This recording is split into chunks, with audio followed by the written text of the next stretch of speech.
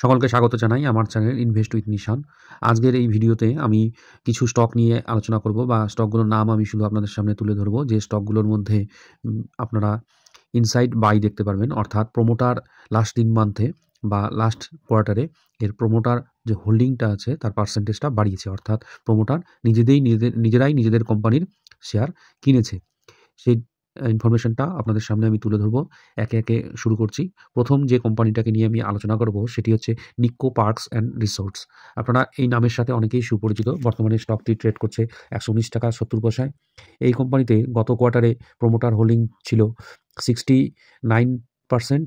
এই কোয়ার্টারে অর্থাৎ ডিসেম্বর কোয়ার্টারে দেখা যাচ্ছে 69.19%, অর্থাৎ এখানে 0.19% কিন্তু স্টেক প্রোমোটার কিন্তু বাড়িয়েছে। প্রোমোটার তখনই স্টেক বাড়ায় যখন সে নিজের কোম্পানি সম্পর্কে কনফিডেন্স থাকে বা নিজের কোম্পানির উপর কনফিডেন্সটা রাখতে পারে এবং ভবিষ্যৎ সম্পর্কে একটা ধারণা রাখে যে কোম্পানি আগামীতে গ্রো করবে এবং সেখান থেকে সে প্রফিট করবে। সেই জন্যই কিন্তু বেশিরভাগ ক্ষেত্রেই স্টেকটা বাড়ায়। তো প্রথম কোম্পানি ছিল আমার নিক্কো পার্কস। প্রোমোটার ৯০,০০০ স্টক বাই করেছে।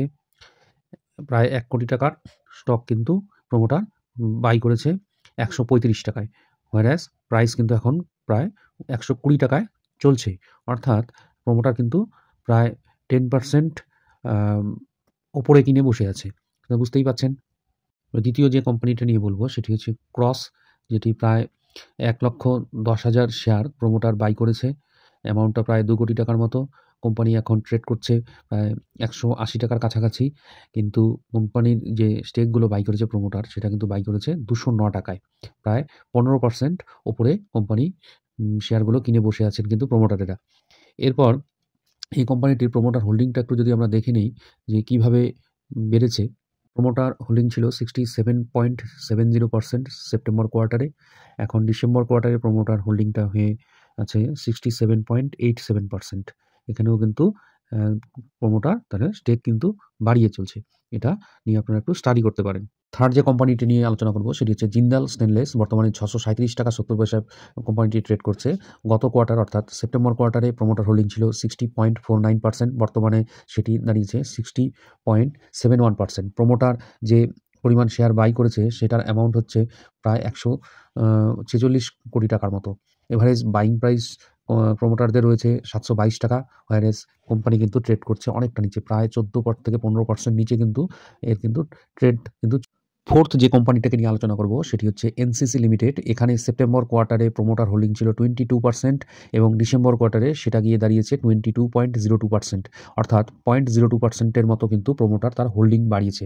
এই জায়গায় যে অবস্থা কোম্পানিটা দেখা যাচ্ছে যে প্রায় কতগুলো স্টক বাই করেছে, প্রায় বাই করেছে ১,০৫,০০০ স্টক বাই করেছে কোম্পানির শেয়ার হোল্ডাররা, প্রোমোটাররা।